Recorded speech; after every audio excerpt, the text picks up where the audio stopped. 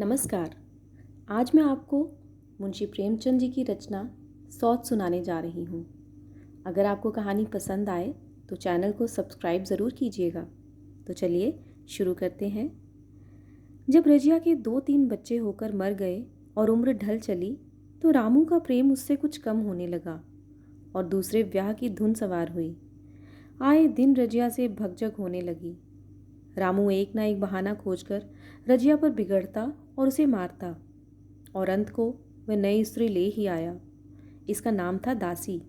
चंपई रंग था, बड़ी बड़ी आंखें, जवानी की उम्र। पीली कुशांगी रजिया भला इस नव यौवना के सामने क्या जचती। फिर भी वह जाते हुए स्वामित्व को जितने दिन हो सके अपने अधिकार में रखना चाहती थी। तिगरते हुए छप्पर को थूनियों से संभालने की चेष्टा कर रही थी। इस घर को उसने मर मर कर बनाया है, उसे सहज ही में नहीं छोड़ सकती। वे इतनी बेसमझ नहीं है कि घर छोड़कर चली जाए और दासी राज करे। एक दिन रजिया ने रामू से कहा, मेरे पास साड़ी नहीं है, जाकर ला दो। रामू उसके एक दिन पहले दासी के लिए एक अच्छी सी चुंदरी लाया था। रजिया की मांग सुनकर बोला, मेरे पास अभी रुपया नहीं है। रजिया को साड़ी की उतनी चाहना थी जितनी रामू और दसिया के आनंद में विघ्न डालने की। बोली, रुपए नहीं थे तो कल अपनी चहेती के लिए चुंदरी क्यों लाए? चुंदरी के बदले उसी दाम में 2 साड़ियां लाते तो एक मेरे काम ना आ जाती। रामू ने स्वेच्छा भाव से कहा, मेरी इच्छा, जो चाहूंगा करूंगा, तू बोलने वाली कौन है? अभी उसके खाने खेलने के दिन है। तू चाहती है अभी से उसे नून तेल की चिंता में डाल दूं? ये मुझसे ना होगा। तुझे ओढ़ने पहनने की साध है तो काम कर। भगवान ने क्या हाथ पैर नहीं दिए? पहले तो घड़ी रात उठकर काम धंधे में लग जाती थी, अब उसकी डाह में पहर दिन तक पड़ी रहती है। तो रुपए क्या आकाश से गिरेंगे? मैं तेरे लिए अपनी जान थोड़े ही दे दूंगा। रजिया ने कहा, तो क्या मैं उसकी लौंडी हूं कि वे रानी की तरह पड़ी रहेगी और मैं घर का सारा काम करती रहूं? इतने दिनों छाती फाड़कर काम किया, उसका ये फल मिला, तो अब मेरी भला काम करने जाती है। मैं जैसे रखूंगा वैसे ही तुझे रहना पड़ेगा। मेरी इच्छा होगी रहूंगी, नहीं तो अलग हो जाऊंगी। जो तेरी इच्छा हो कर, मेरा गला छोड़। अच्छी बात है, आज से तेरा गला छोड़ती हूँ। समझ लूंगी विधवा हो गई। रामू दिल में इतना तो समझता था कि गृहस्थी रजिया की जोड़ी हुई है। चाहे उसके रूप में उसने लोचन विलास के लिए आकर्षण न हो। संभव था कुछ देर के बाद वह जाकर रजिया को मना लेता, पर दासी भी कूटनीति में कुशल थी। उसने नर्म लोहे पर चोटें जमाना शुरू की। बोली, आज देवी जी किस बात पर बिगड़ रही थी? रामू ने उदास मन से कहा, तेरी चुंदरी के पीछे रजिया महाभारत मचाए हुए है। अब कहती है अलग रहूंगी। मैंने कह दिया, तेरी जो इच्छा हो कर। दसिया ने आंखें मटकाकर कहा, ये सब नखरे हैं कि आकर हाथ पांव जोड़े मनावन करें, और कुछ नहीं। तुम चुपचाप रहो, 2-4 दिन में आप ही गर्मी उतर जाएगी। तुम कुछ बोलना नहीं, उसका मिजाज और आसमान पर चढ़ जाएगा। रामू ने गंभीर भाव से कहा, दासी, तुम जानती हो वे कितनी घमंडिन है। वे मुंह से जो बात कहती है उसे करके छोड़ती है। रजिया को भी रामू से ऐसी कृतघ्नता की आशा न थी। वे जब पहले किसी सुंदर नहीं, इसलिए रामू को अब उससे प्रेम नहीं है। पुरुष चरित्र में ये कोई असाधारण बात न थी, लेकिन रामू उससे अलग रहेगा इसका उसे विश्वास न आता था। ये घर उसी ने पैसा पैसा जोड़कर बनवाया, गृहस्थी भी उसी की जोड़ी हुई है, अनाज का लेन देन भी उसी ने शुरू किया। इस घर में आकर उसने कौन कौन से कष्ट नहीं झेले। इसलिए तो कि पौरुख थक जाने पर एक टुकड़ा चैन से खाएगी और पड़ी रहेगी। और आज वे इतनी निर्दयता से दूध की मक्खी की तरह निकालकर फेंक दी गई। रामू ने इतना भी नहीं कहा, तू अलग नहीं रहने पाएगी। मैं या खुद मर जाऊंगा या तुझे मार डालूंगा, पर तुझे अलग ना होने दूंगा। तुझसे मेरा ब्याह हुआ है, हंसी ठट्ठा नहीं। तो जब रामू को उसकी परवाह नहीं है तो वे रामू को क्यों परवाह करे? क्या सभी स्त्रियों के पुरुष बैठे होते हैं? सभी के माँ बाप बेटे पोते होते हैं? आज उसके लड़के जीते होते तो मजाल थी कि ये नई स्त्री लाते और मेरी ये दुर्गति करते। इस निर्दयी को मेरे ऊपर इतनी भी दया न आई। नारी हृदय की सारी परवशता इस अत्याचार से विद्रोह करने लगी। वही आग जो मोटी लकड़ी को स्पर्श भी नहीं कर सकती, फूस को जलाकर भस्म कर देती है। दूसरे दिन रजिया एक दूसरे गांव में चली गई। उसने अपने साथ कुछ न लिया। जो साड़ी उसकी देह पर थी वही उसकी सारी संपत्ति थी।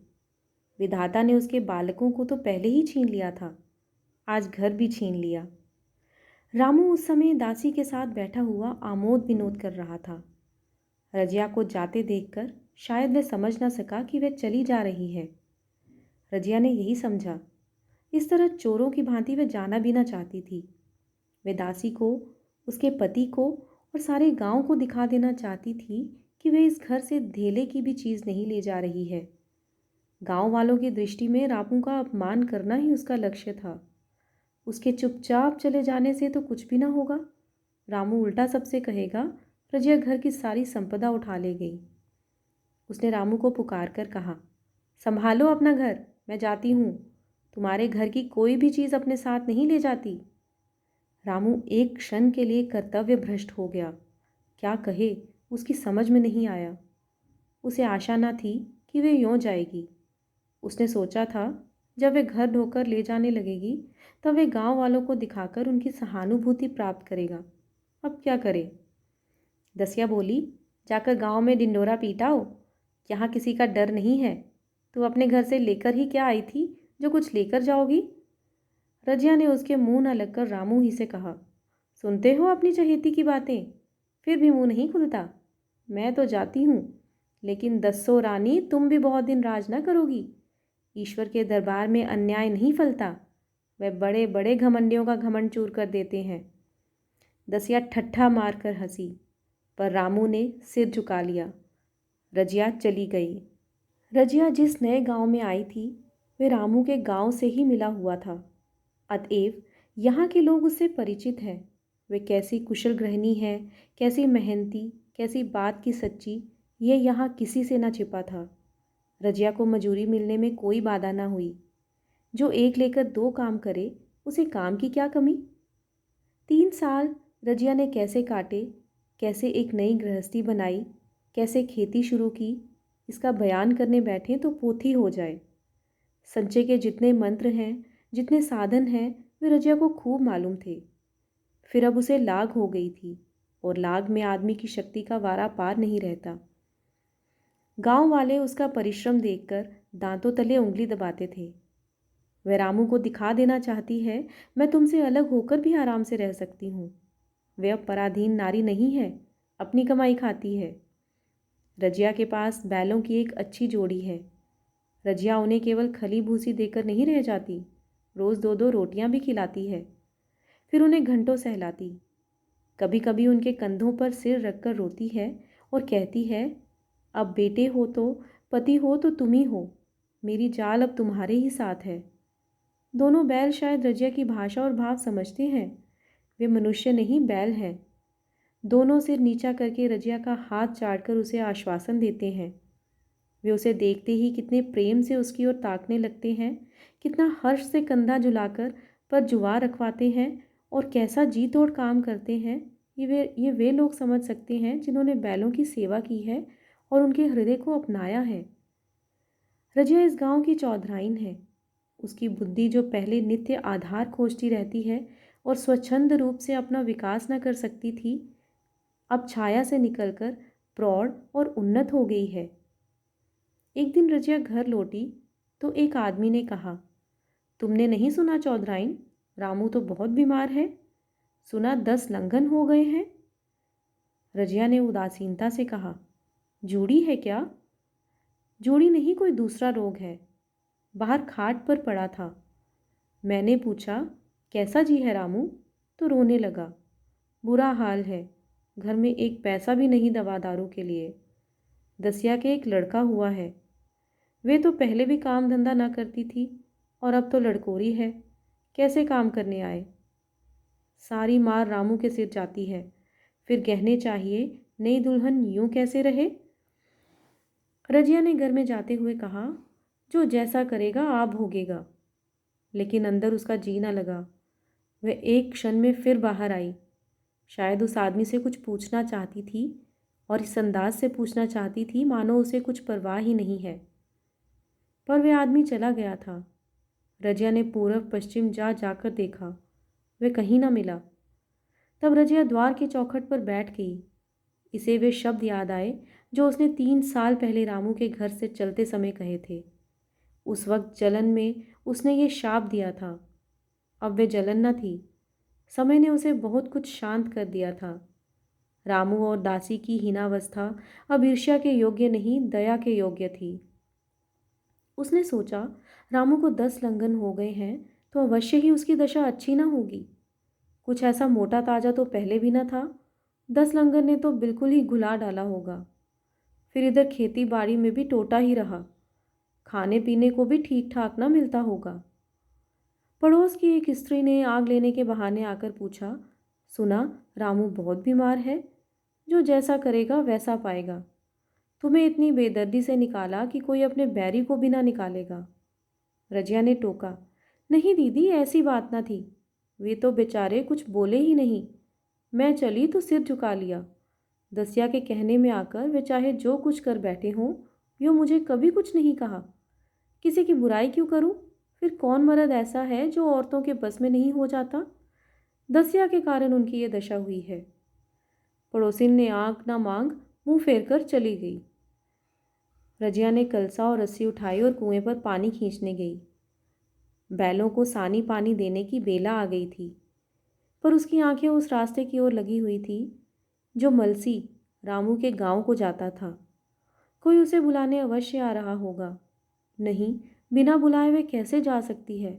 लोग कहेंगे आखिर दौड़ी आई ना। मगर रामू तो अचेत पड़ा होगा। 10 लंघन थोड़े नहीं होते। उसकी देह में था ही क्या? फिर उसे कौन बुलाएगा? दसिया को क्या गरज पड़ी है? कोई दूसरा घर कर लेगी। जवान है, 100 गाहक निकल आवेंगे। अच्छा, वे आ तो रहा है। हाँ, आ रहा है। कुछ घबराया सा जान पड़ता है। कौन आदमी है? इसे तो कभी मलसी में नहीं देखा। मगर उस वक्त से मलसी कभी भी नहीं गई तो 2-4 नए आदमी आकर बसे ही होंगे।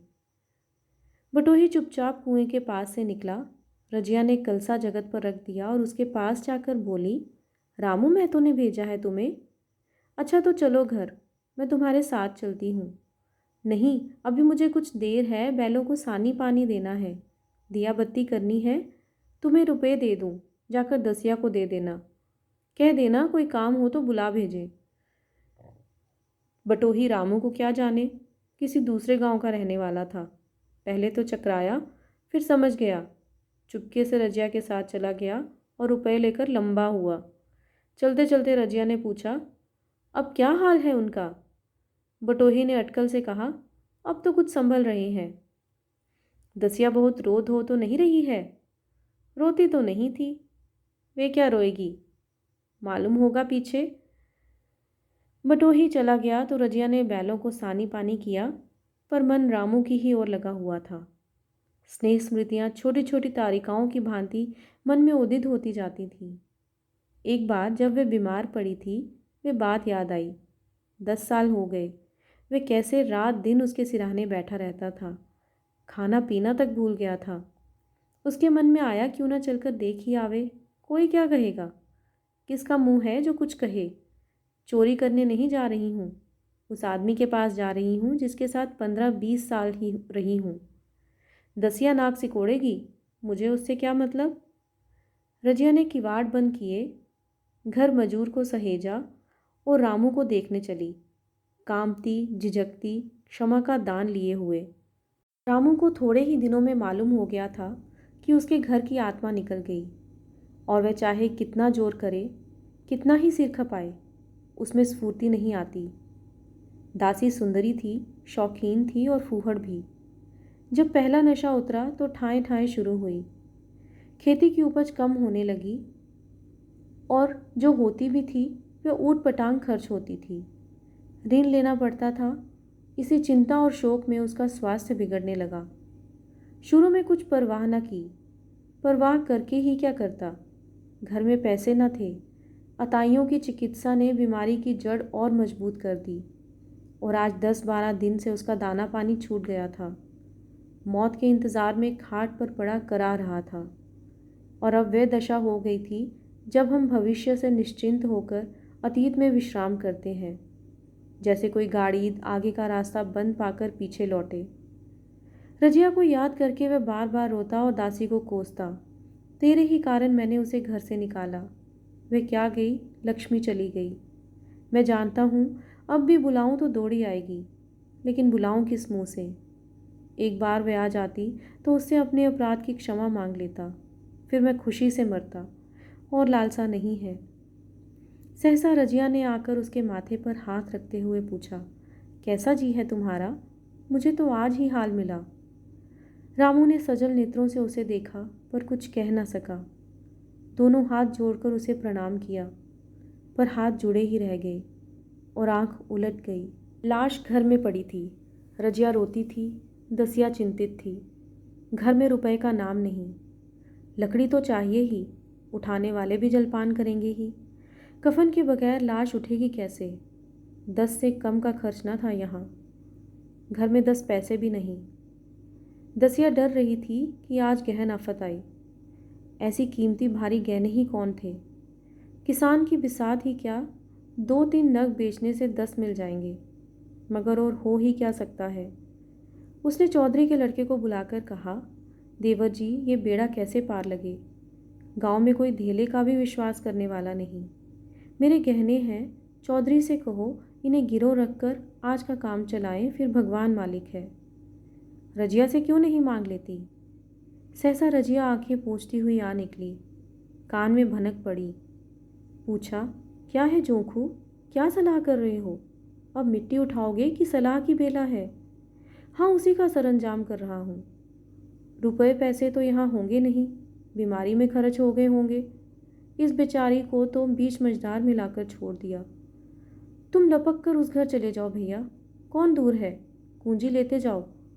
मंजूर से कहना भंडार से 50 रुपये निकाल दे, कहना ऊपर की पटरी पर रखे हैं। वे तो पूंजी लेकर उधर गया। इधर दसिया राजो के पैर पकड़ कर रोने लगी। बहनापे के ये शब्द उसके हृदय में बैठ गए। उसने देखा रजिया में कितनी दया, कितनी क्षमा है। रजिया ने उसे छाती से लगाकर कहा, क्यों रोती है बहन? वह चला गया, मैं तो हूँ। किसी बात की चिंता न कर। इसी घर में हम तुम दोनों उसके नाम पर बैठेंगी। मैं वहाँ भी देखूंगी, यहाँ भी देखूंगी। धाप भर की बात ही क्या, कोई तुमसे गहने पाते मांगे तो मत देना। दसिया का जी होता था कि सिर पटक पटक कर मर जाए। इसे उसने कितना जलाया, कितना रुलाया और घर से निकाल कर छोड़ा। रजिया ने पूछा, जिस जिस के रुपए हों सूरत करके मुझे बता देना, मैं झगड़ा नहीं रखना चाहती। बच्चा दुबला क्यों हो रहा है? दसिया बोली, मेरा दूध होता ही नहीं। गाय जो तुम छोड़ गई थी वे मर गई, दूध नहीं पाता बेचारा। राम राम, बेचारा मुरझा गया। मैं कल ही गाय लाऊंगी, सभी गृहस्थी उठा लाऊंगी। वहाँ क्या रखा है? लाश से उठी रजिया उसके साथ गई। दाह कर्म किया, भोज हुआ, कोई 200 रुपये खर्च हो गए, किसी से मांगने न पड़े। दसिया के जौहर भी इस त्याग की आंच में निकल आए। विलासिनी सेवा की मूर्ति बन गई। आज रामू को मरे 7 साल हुए हैं। रजिया घर संभाले हुए है। दसिया को वे सौत नहीं बेटी समझती है। पहले उसे पहनाकर तब आप पहनती है, उसे खिलाकर आप खाती है। जोखू पढ़ने जाता है, उसकी सगाई की बातचीत पक्की हो गई। इस जाति में बचपन में ही ब्याह हो जाता है। दसिया ने कहा, बहन, गहने बनवा कर क्या करोगी? मेरे गहने तो धरे ही हैं। रजिया ने कहा, नहीं री, उसके लिए नए गहने बनवाऊंगी। अभी तो मेरा हाथ चलता है, जब थक जाऊं तो जो चाहे करना। तेरे अभी पहनने ओढ़ने के दिन है, तू अपने गहने रहने दे। नाइन ठकुर सुहाती करके बोली, आज जोखू के बाप होते तो कुछ और ही बात होती। रजिया ने कहा, वे नहीं हैं तो मैं तो हूँ। वे जितना करते मैं उसका दूगा करूँगी। जब मैं मर जाऊँ तब कहना जोखू का बाप नहीं है। ब्याह के दिन दसिया को रोते देखकर रजिया ने कहा, बहू, तुम क्यों रोती हो? अभी तो मैं जीती हूँ। घर तुम्हारा है, जैसे चाहे रहो। मुझे एक रोटी दे दो बस, और मुझे क्या करना है? मेरा आदमी मर गया, तुम्हारा तो अभी जीता है। दसिया ने उसकी गोद में सिर रख दिया और खूब रोई। जीजी, तुम मेरी माता हो। तुम ना होती तो मैं किसके द्वार पर खड़ी होती? घर में तो चूहे लौटते थे, उनके राज में मुझे दुख ही दुख उठाने पड़े। सुहाग का सुख तो मुझे तुम्हारे राज में मिला। मैं दुख से नहीं रोती, रोती हूँ भगवान की दया पर कि कहाँ मैं और कहाँ ये खुशहाली। रजिया मुस्कुराकर रो दी। इति